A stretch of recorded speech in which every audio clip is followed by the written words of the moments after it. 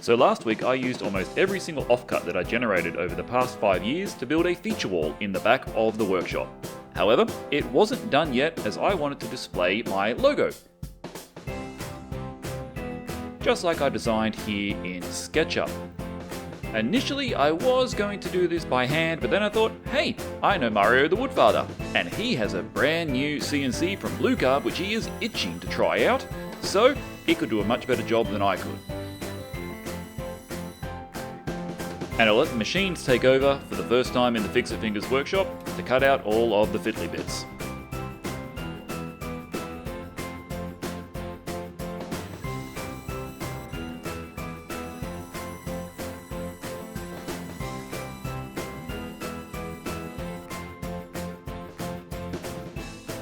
And that would have made a really quick project. I thought Mario was just going to make me a logo. Instead, this is what arrived in the mail.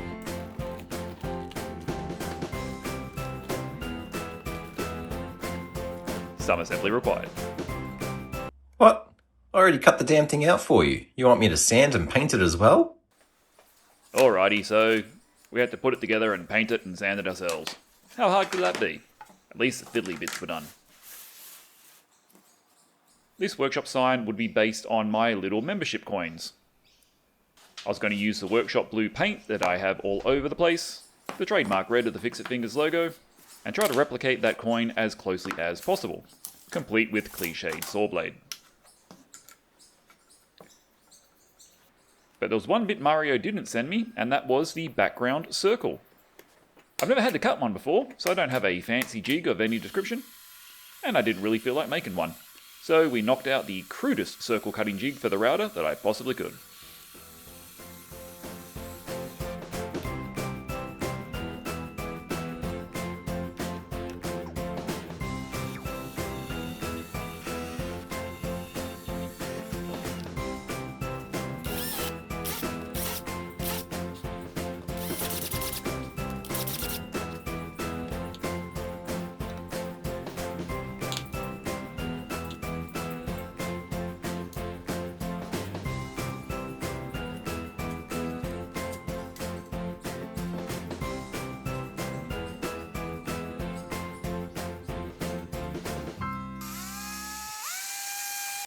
The Kreg grip cut actually makes an excellent measuring square for this sort of thing.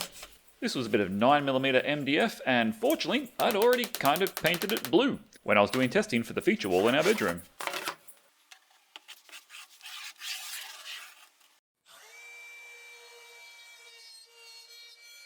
The jig worked well, but yeah, that's a lot of dust. Let's hook up the vacuum.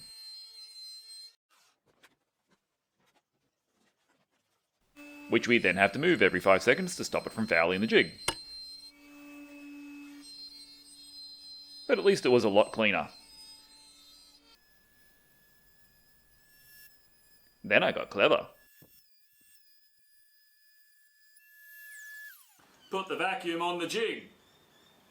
That works. End result, one nice circle, and don't worry about that old hole, it'll come in useful to hang the thing up later. Use all the scraps.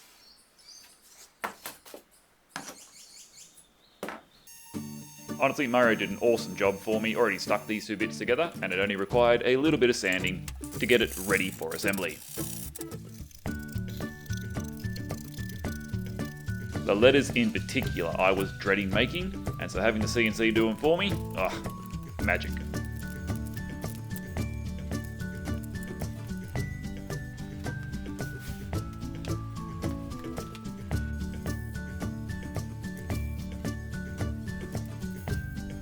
Running out of workshop blue, I only wanted to paint the sections that I needed to, and I thought I might as well try to strip some of the paint off from the middle, but it just clogged up my sandpaper straight away, so I decided to break out my AccuBurr. I've never handled a card scraper before, so forgive the shocking technique.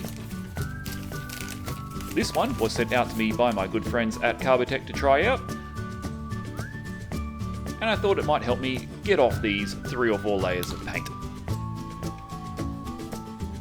But first I attempted to give it a sharpen.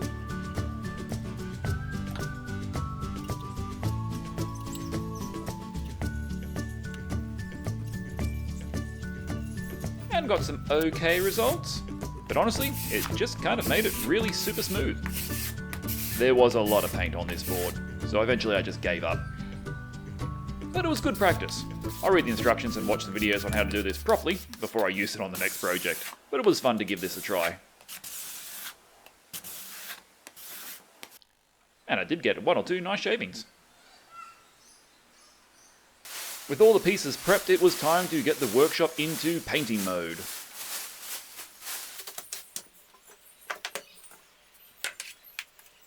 First up was the last of my supply of workshop blue to do the outer edge of the back circle.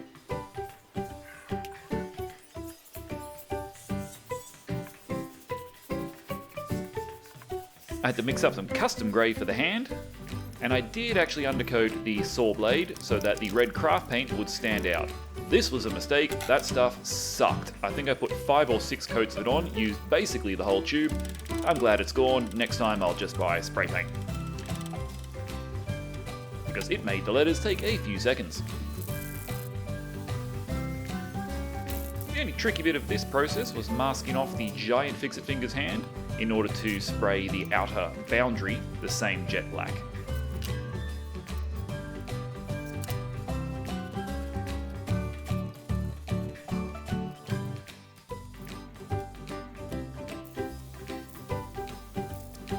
And to give me an excuse to weed it all out, which is super fun.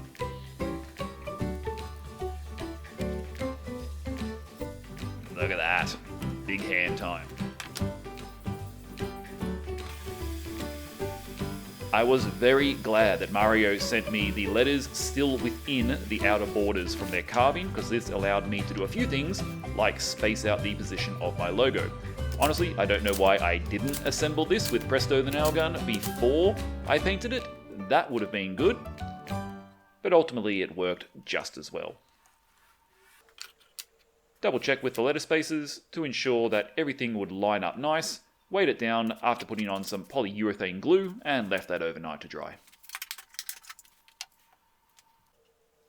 And fill in the little gaps with some wood putty and then painting over them. You'll never see them from a distance.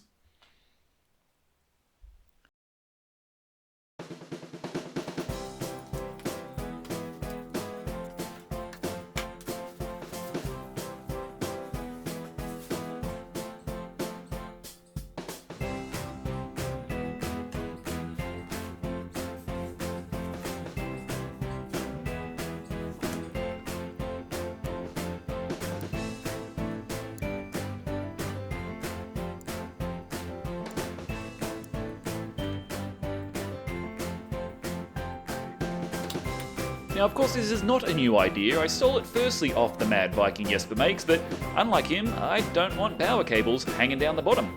So instead, I decided to copy Fat Hog Woodworking, who was clever enough to hide his cable behind his pallet wall. Yeah, I missed that step. So it looks like I'm going to have to go with battery power to light this baby up. P.S. One of those channels has a couple of 100,000 subscribers, one has a couple of 100 subscribers. I highly encourage you to check out Small Makers. We were all there once, some of us will stay there forever. Doesn't mean their contact is any crap, nothing against Jesper's awesome stuff, but Fat Hog does have some cool things. Go and check him out.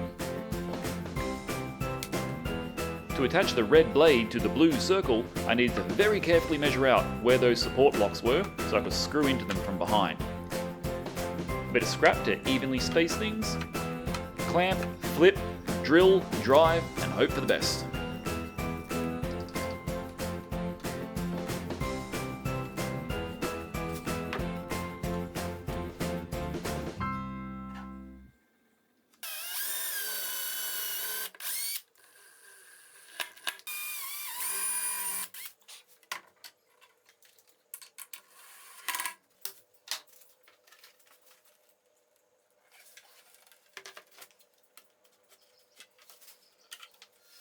Time to put the Fixit in Fixit Fingers, and again the little offcuts came in super handy.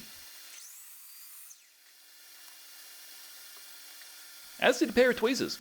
Keep those on hand in the shop if you don't already. Great for fiddly bits.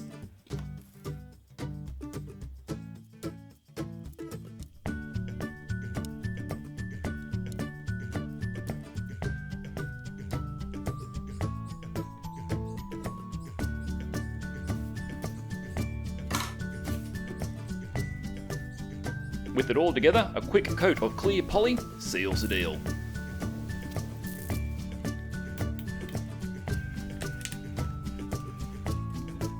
And now we can attach our generic LED strips.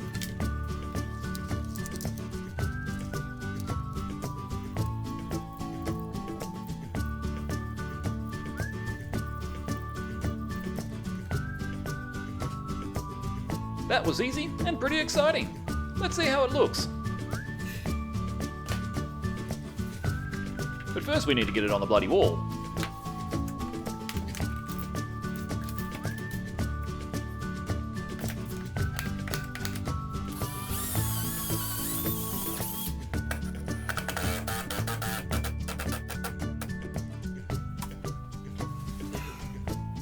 Ready for the big reveal?